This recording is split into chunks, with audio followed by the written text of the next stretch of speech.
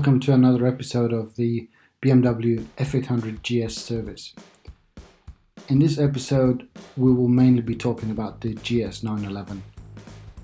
But first, a few quick words about bleeding the brakes. I haven't filmed the exact process here, so the gist of it is that you put new brake fluid in the reservoir.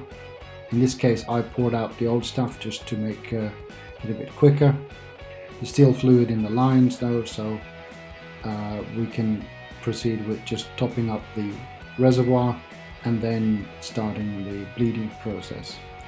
What you do is that you pump the brake lever or pedal until you have pressure in the system, then you hold that pressure and then you open the bleed valve and let the old fluid or air trapped in the system out. Then you close the bleed screw and you build up the pressure again. You repeat this until you have fresh new fluid coming through and no air in the system. There are plenty of videos on YouTube who show you this in detail. Now it's time to connect the GS 911 diagnostics tool to the bike and proceed with the ABS bleeding. And in the menu here there's the anti-lock braking system, and you can do all sorts of cool stuff here, but the one we want is the ABS bleed test. And we've done the front brakes so far, so we're going to bleed front brakes. So what you do normally, first you bleed the brakes, then you run this, and then you bleed the brakes again. So it says fully apply the front brake, hold for 2 seconds, then release the brake lever, repeat this process 3 times. Okay, so continue.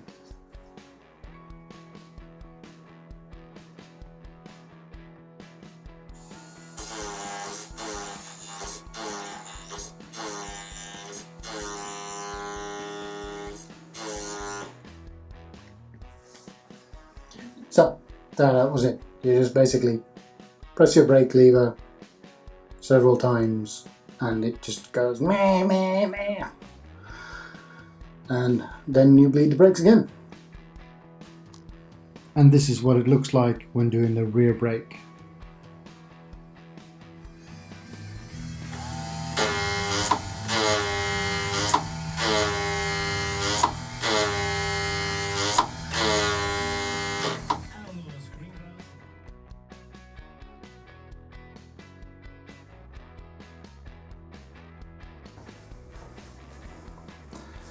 Okay, so the brakes are bled, the valve clearance has been checked, and the service has been done, which means that we now should use the GS 911 to reset the service intervals and things like that. Very good. So first of all, let's set the date, and that is correct. Then we'll set the service reminder, so we reset it to that. Okay, so we can then do idle actuator calibration.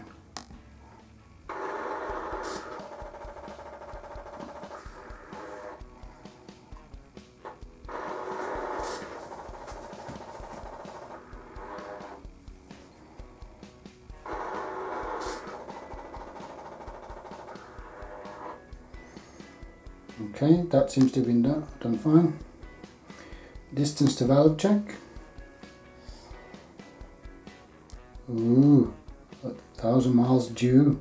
Well, and it's been reset 3 times. There we go.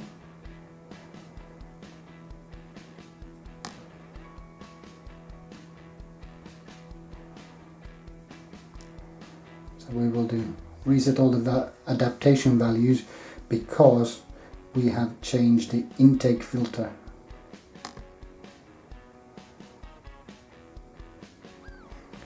So now we need to turn the twist grip to full throttle and hold for 3 seconds.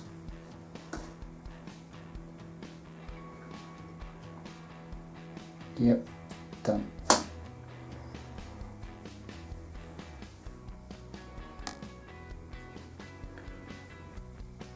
And now the gear position, we need to do that.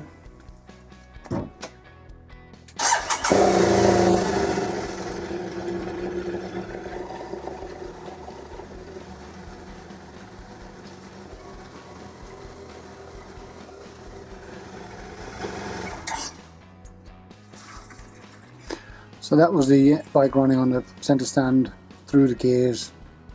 Now we've turned the ignition off.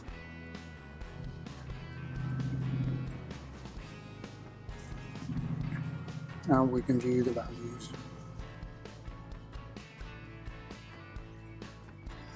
And everything seems just fine. Right. So what we now can do is we can do an auto scan, and we'll do that.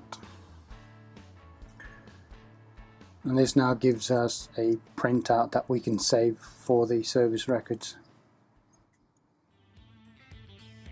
Here we go.